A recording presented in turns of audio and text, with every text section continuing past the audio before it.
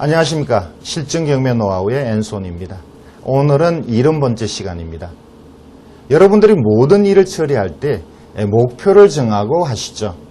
자, 경매도 매한가지입니다. 목표를 정하는 것이 여러분이 추진력이 생기고 성취감이 높아집니다. 어떤 물건을 주로 낙찰을 받을 것인가, 여러분이 일정 기간 내에 어느 정도의 목표 수익률을 올릴 것인가, 자, 이것을 정하고 여러분이 활동하실 때 여러분들은 목표가 뚜렷하니까 훨씬 더 열심히 활동을 할 수 있겠죠. 자, 그럼 오늘도 강의를 시작하겠습니다. 오늘은 경매로 수익률을 높이기 위해서 어떤 점에 여러분들이 중점을 두셔야 될지 다양한 사례를 통해서 말씀을 드리겠습니다. 수익성을 높이기 위해서 여러분들이 어떤 쪽으로 노력을 해야 되는지 같이 좀 구체적으로 한번 살펴보죠.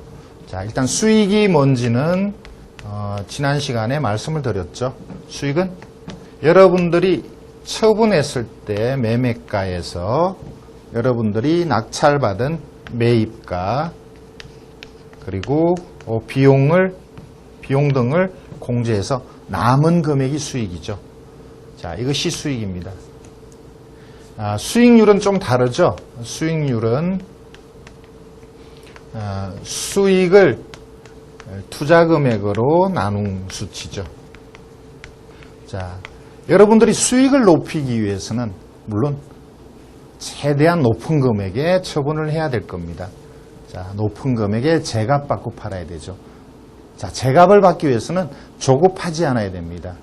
특히 토지 같은 경우, 아파트는 아까 지난 시간에도 말씀드렸는데 조금 호가 시가에 비해서 약간만 저렴하게 내놔도 팔릴 가능성이 큰데 토지는 그렇지가 않죠. 그래서 토지 같은 경우 투자를 하실 때는 절대 조급하시면 제값을 못 받습니다. 자, 정상적으로 매매가를 제값에 받기 위해서 노력하는 게 있고요. 또 당연한 얘기입니다만 매입가, 여기서는 낙찰가죠. 경매에서는 낙찰가인데 저렴하게 사야 되겠죠. 아주 당연한 얘기입니다만, 자, 저렴하게 사야 된다는 건 누구나 다 아는 얘기인데 실제 여러분 뜻대로 안 되는 것이 문제죠. 저렴하게 사야 되고 비용은 최대한 줄여야 되겠죠. 비용을 줄여야 됩니다. 자, 비용은 줄이고 매입가는 낙찰가는 역시 낙찰가도 낮춰야 되겠죠. 자, 그래서 정상적인 물건을 낙찰받으려고 한다면 평균적인 금액 이하로 여러분들이 낙찰받기는 사실상 어렵습니다. 그래서 제가 자주 강조한 것이 결국 정상적인 금액보다 낙찰가를 낮추기 위해서는 여러분 나름대로 많은 노력이 필요하죠. 자, 어떤 걸까요? 대체적으로 한번 짚어보면 저평가된 걸 사야 됩니다. 저평가된 것이 낮은 금액에 낙찰될 가능성은 크죠. 결국 저평가됐다는 것을 여러분 스스로 빨리 판단을 해야 되는데, 자, 신권에 저평가된 것은 경쟁자가 많지 않을 가능성이 큰데 저평가됐는 데다 이것이 한번 유찰돼서 80%가 되면 그때는 많은 사람이 알아챕니다. 그래서 오히려 100% 처음 감정가보다 더 높게 낙찰이 되죠. 그래서 저평가된 것을 여러분들이 빨리 아셔야 되는데, 빨리 아시려면 가격을 여러분들이 쭉 다 깨고 있어야 되죠. 아, 저거는 저평가됐다 라고 한눈에 알아볼 정도가 돼야 됩니다. 자, 또 저평가된 것, 낙찰가를 낮추기 위해서는 결국 특수물건으로 가야 된다는 거죠. 다른 사람들이 덤비지 않는 특수물건. 제가 자주 말씀드렸습니다. 위장임차인, 대항력 있는 위장임차인 물건, 유치권, 법정지상권, 지분, 선순위 가처분 가등기, 이러한 물건들. 자, 이러한 물건들을 여러분들이 낙찰을 받으셔야 되는데, 자, 이것은 잘못 낙찰 받았을 때는 여러분들이 원하지 않는 방향으로 가죠. 큰 데미지, 손해가 있을 수 있죠. 그래서 이것은 초보일 때는 하실 수가 없죠. 많은 공부, 경험, 조사, 이런 것들이 필요합니다. 자, 비용을 줄이기 위해서는 어떻게 해야 될까요? 비용을 줄이기 위해서는 명도가 쉬워야 되죠. 아파트 관리비를 여러분들이 될 수 있으면 부담 안 해야 됩니다. 빠른 시간 내에 내보내야 되죠. 자, 그리고 수리할 비용이 적게 들어가야 됩니다. 자, 그렇다면 수리해야 되는지 안 해야 되는지 정확하게 판단을 해야 되죠. 자, 일반적인 물건으로 보고 일반적인 금액에 낙찰받았는데 수리비가 1,000만 원 들어간다. 자, 간단하게 도배장판 하면 되는 걸로 알았는데 1,000만 원의 비용이 들어간다면 여러분은 수익을 거기서 다 까먹는 게 되겠죠. 그래서 비용을 적게 들어가는 것을 여러분들이 정확하게 파악을 하고 입찰을 해야 되겠습니다. 자, 비용을 만약에 세금을 역시 비용에 포함시킨다면 자, 경매를 낙찰을 받고 수익이 나온다 하더라도 여러분들이 걱정하시는 것은 양도소득세를 내면 남는 게 없다. 자, 이런 말씀들을 많이 하시죠. 자, 세금을 적게 내는 방법을 많이 찾아보셔야 됩니다.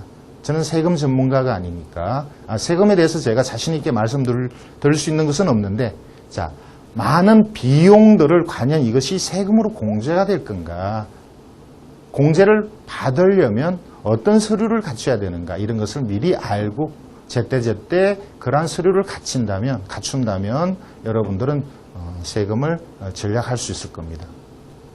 일반 매물을 만약에 여러분이 사신다 그러면 금액을 높여서 사는 게 좋죠. 자, 이것은 조금 문제가 있는 발언이 될 수도 있겠습니다만, 한 가구를 오랫동안 가지고 세금이 부과되지 않는 사람이 매도를 할 경우, 자, 1억에 파는 것을 1억 2천에 만약에 계약서를 쓴다면 그 사람이 손해가 없습니다.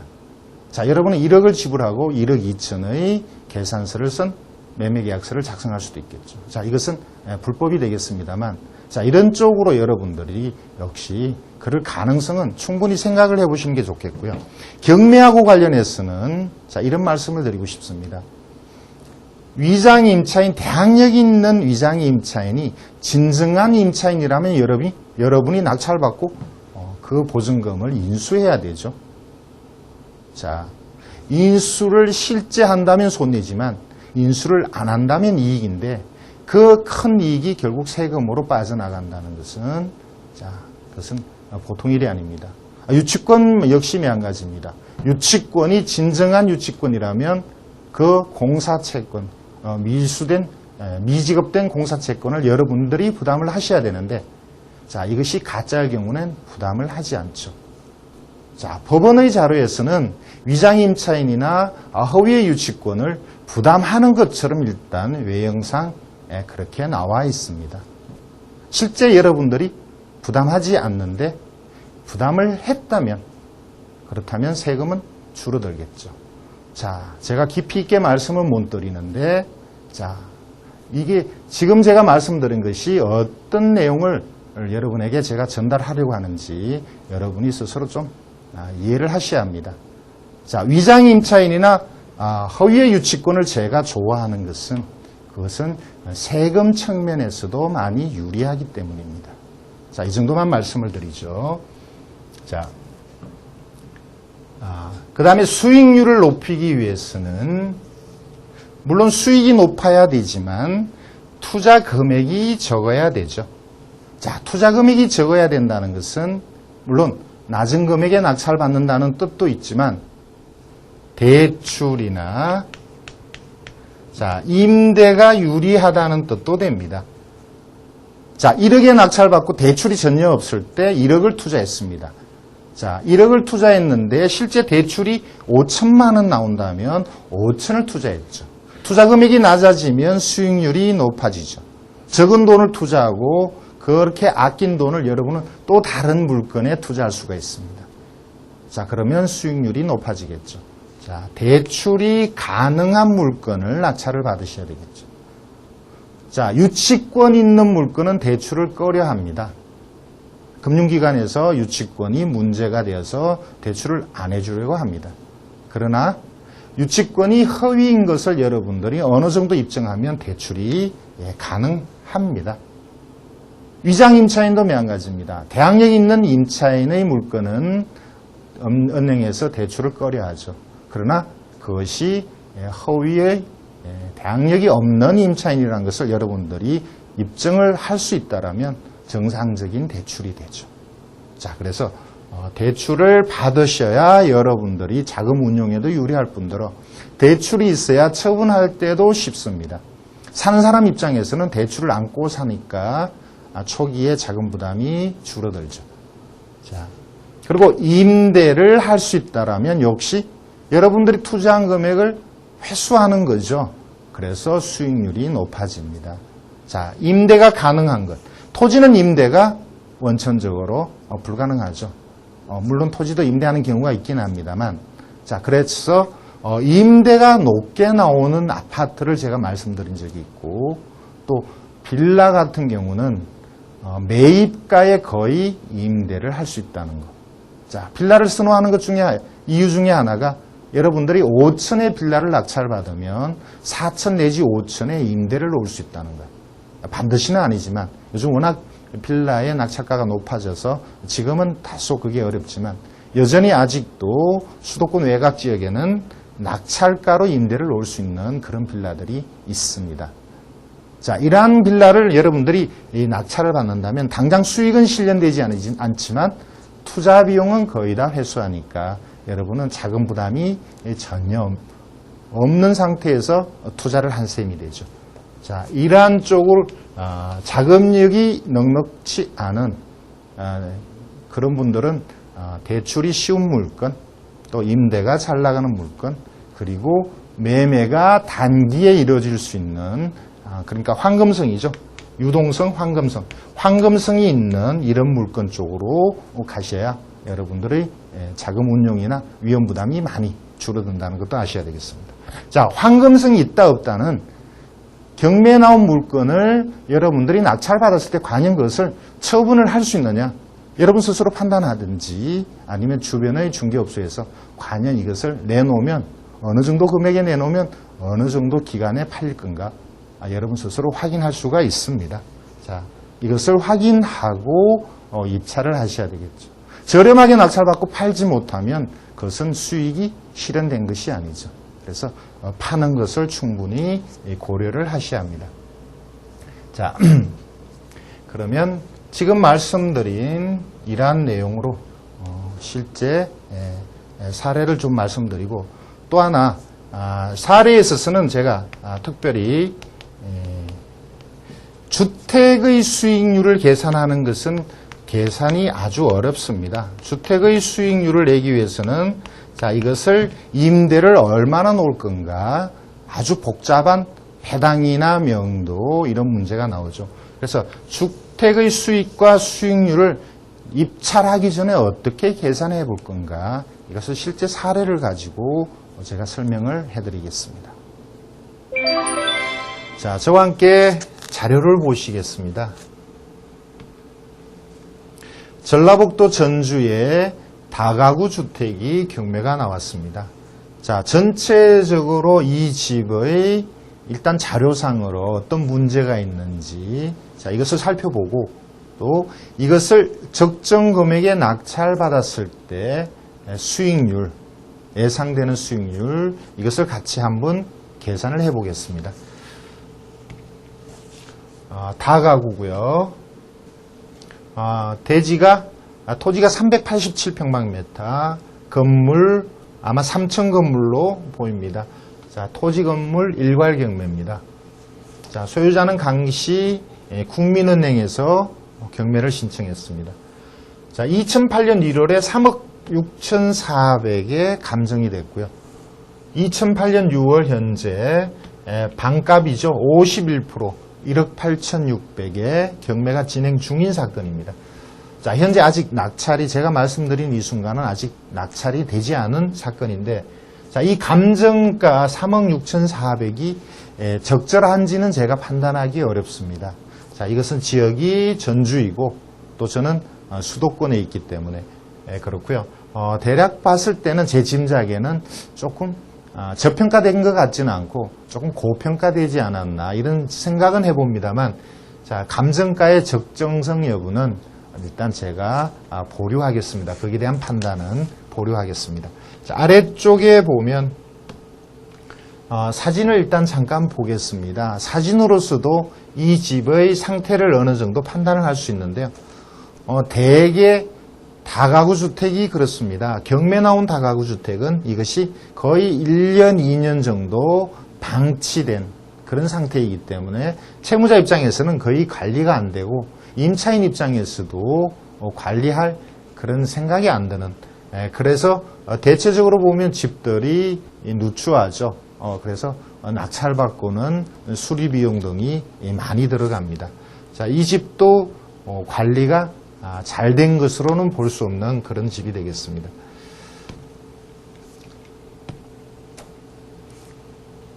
주변은 아파트 단지이네요. 자, 이렇게 보시면 그림을 보면 주변은 아파트 단지입니다. 자, 경매 대상인 주택은 여기 있죠. 그래서 앞쪽은 주택가로서 그렇게 주거 환경이 좋아 보이지는 않고요. 뒤쪽은 아파트인데, 자, 만약에 여기가 재개발이나 이런 쪽에 호재가 있다면, 그렇다면 지금의 이 위치를 좀 높게 평가를 해줘야 되겠죠. 자, 재개발에 대한 판단은 제가 역시 할 수가 없습니다. 따로 체크해보지 않았습니다. 재개발을 만약에 한다면 그럴 가능성은 엿보입니다.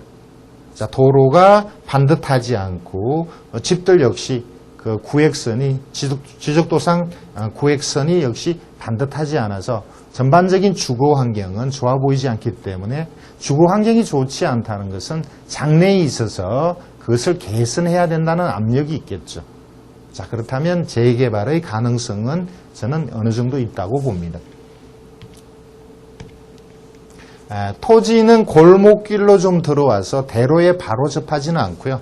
약간 이렇게 골목길을 안으로 들어왔어야 토지가 있고, 토지의 생김새도 역시 아주 잘생겼다라고 보기는 어렵습니다. 자, 이런 것을 부정형이라 그러죠. 정방형, 장방형, 사각형이 아닌 여러 가지 좀 이상한 형태의 대지의 모양이 되겠습니다. 자, 그러면 다시 자료를 볼까요?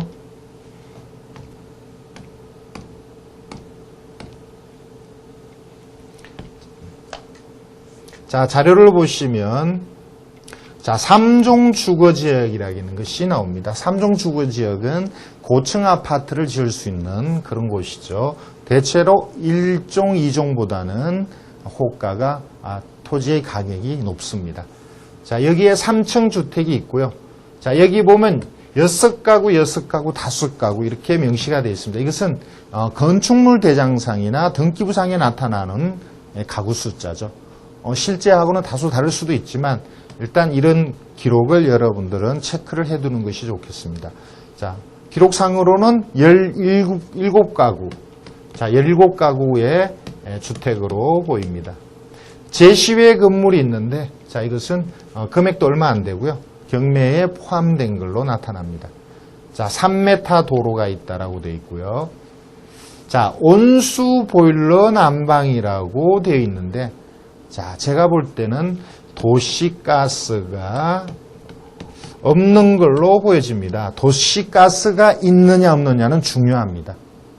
도시가스가 없을 때는 임대에 있어서 많이 불리하죠. 만약에 이것을 도시가스를 넣을 수 있다면 도시가스를 설치하는 비용이 가구당 100만 원 내지 130만 원 들어가죠. 자, 17가구라면 거의 2천만 원이 넘는 돈이 도시가스를 설치하는 데 소요될 수 있습니다. 자, 이것은 중요한 내용입니다. 만약에 여러분이 임장을 한다면 도시가스가 들어오는지, 설치할 수 있는지, 이미 들어와 있는지 이것을 반드시 체크를 하셔야 합니다. 자, 아래쪽의 내용을 보겠습니다. 자, 많은 임차인이 있습니다. 자, 이 임차인에 대한 것을 중복되어 있는 경우가 있고 또 체크해서 빠지는 경우가 있기 때문에 층별로 하나하나의 호수별로 정확하게 체크를 해야 됩니다. 자, 저는 이따 보여드리겠습니다만, 자, 층별로 만약에 지하가 있다면 지하까지 1층, 2층, 3층, 4층. 자, 여기에 1호부터 1호, 2호, 3호, 4호 이래서 하나씩 정확하게 중복되지 않게 체크를 해야 됩니다. 자, 여기 보면 일부 벌써 중복되는 호수가 보입니다. 205호, 205호. 자, 이렇게 중복되는 게 있기 때문에 이 금액을 두 분 계상하게 되면 실제 이것이 임대료가 얼마에 나갈 건가 정확한 계산이 나올 수가 없죠. 자, 그리고 아래쪽에 보면 자, 여러분들이 현장에 가시면 반드시 체크하셔야 될 내용인데 많은 최씨들이 있습니다. 자, 이것은 제가 볼 때는 우연의 일치라고 보기에는 너무 많은 숫자입니다. 자, 이것은 이 중에 일부는 위장. 자, 소액의 보증금을 받아내기 위해서 사실상 점유나 거주를 하지 않는 가짜의 임차인을 채무자가 집어넣어 놓지 않았을까. 자, 이런 판단을 해봅니다. 물론 이러한 임차인이 낙찰자에게는 어떤 부담을 주지는 않습니다만 만약에 배당을 받아가는 임차인이라면 낙찰자 입장에서는 다행이나 만약에 채권자 입장에서 이것을 배당 배제를 했을 경우에 낙찰자가 좀 곤란한 명도가 힘든 그런 경우가 있을 수 있겠죠. 또 헛수의 이러한 금액들이 사실상 정확하지 않다라는 이제 그런 문제도 있습니다. 그래서 이러한 많은 최씨들이 과연 진정한 임차인인지 또는 가족들이 한 가족 3명이 세 집에 사는 걸로 이렇게 신고를 한 게 아닌가 이런 것도 체크를 해야 되겠죠. 자, 다가구 주택에 이런 것을 체크하는 것은 그렇게 어려운 게 아니겠습니다.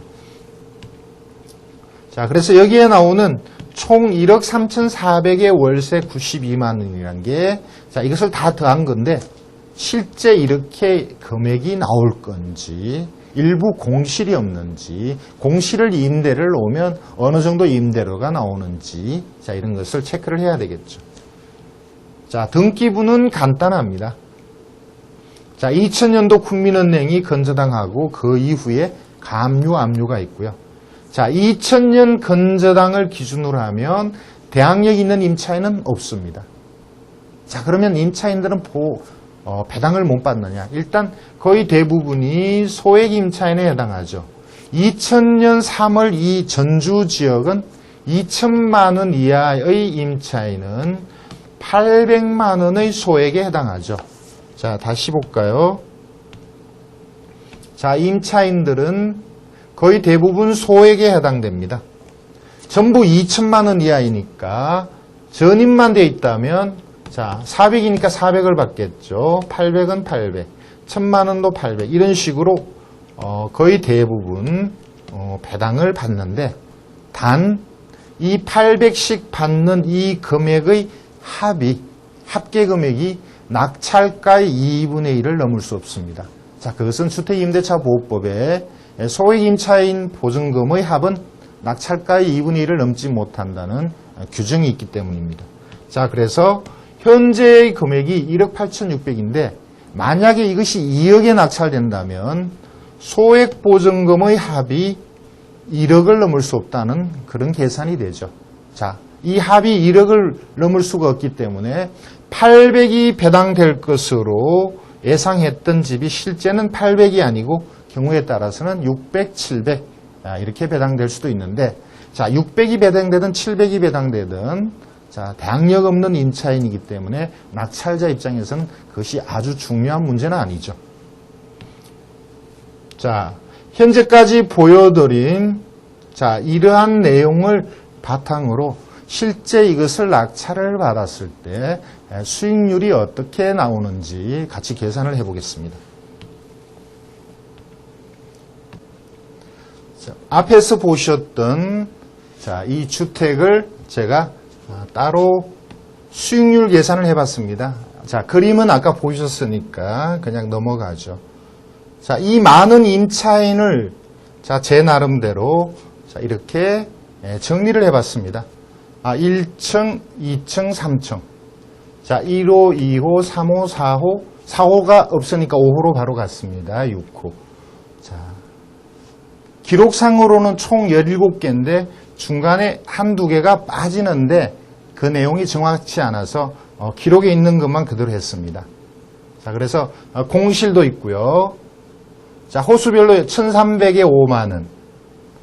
자, 800에 5만 원 이렇게 정확하게 자료에 있는 것을 그대로 옮겼는데, 자, 간혹 보면 공실이라는 기록도 있고 실제 임차인이 있다는 기록도 있고, 자, 이것이 내용은 서로 모순이 되죠. 자, 그런데 일단 자료상에 있는 그 금액을 그대로 이렇게 적는 쪽으로 했습니다.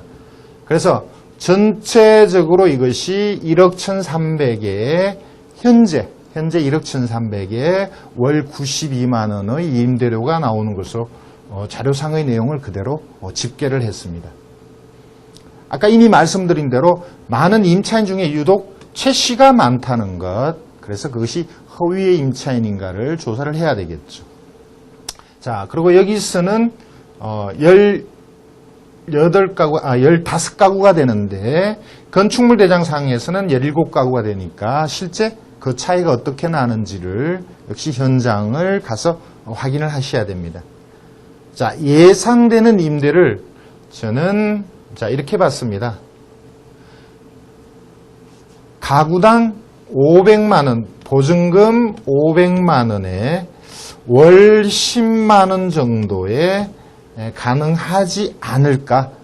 물론 제가 현장을 답사하지 않은 상태에서 추리한 것입니다만, 나름 현재의 금액으로 봐서는 월 500에, 보증금 500에 월 10만 원이 가능하지 않을까? 자, 이렇게 봤습니다. 실제 1,000만 원에 5만 원, 1,300에 5만 원, 1,200에 6만 원. 자, 이러니까 그 보증금을 줄이고 월세를 조금 더 받는 쪽으로 저는 가능하다고 봅니다.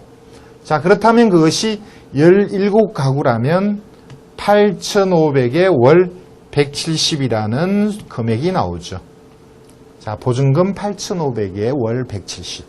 자, 이것이 정확한지 아닌지는 이제 현장을 가서 이것보다 더 나올 수도 있고 다소 낮아질 수도 있겠죠.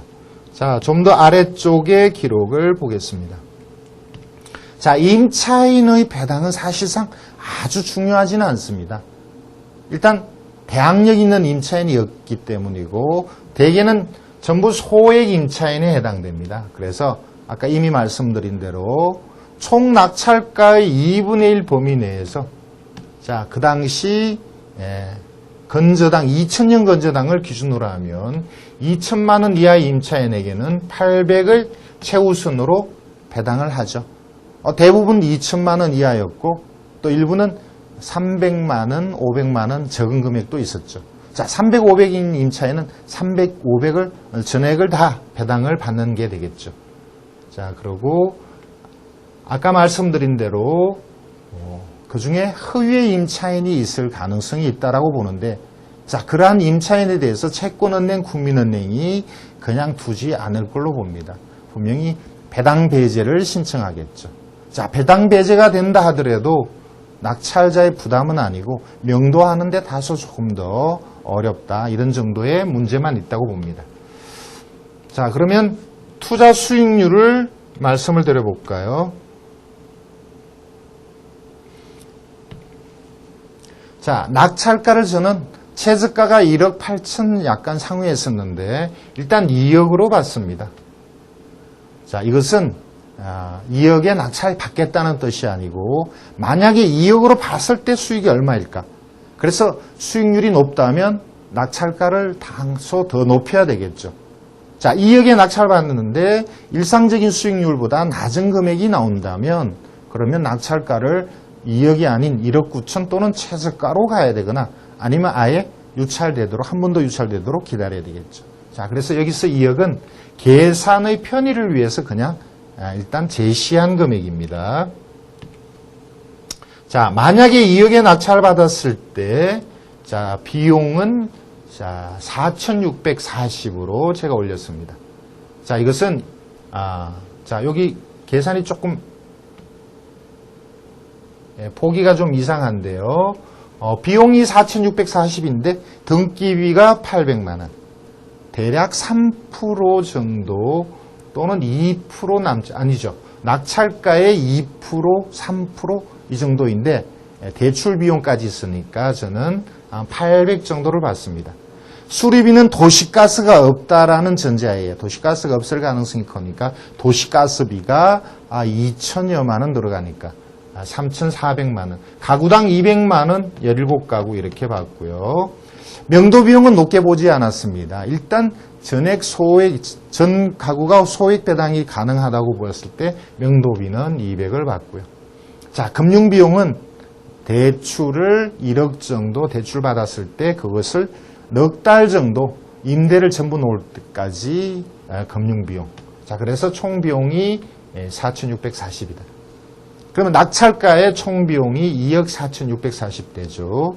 자, 이것을 만약에 3억에 처분한다면 그 수익은 5,360이 되죠.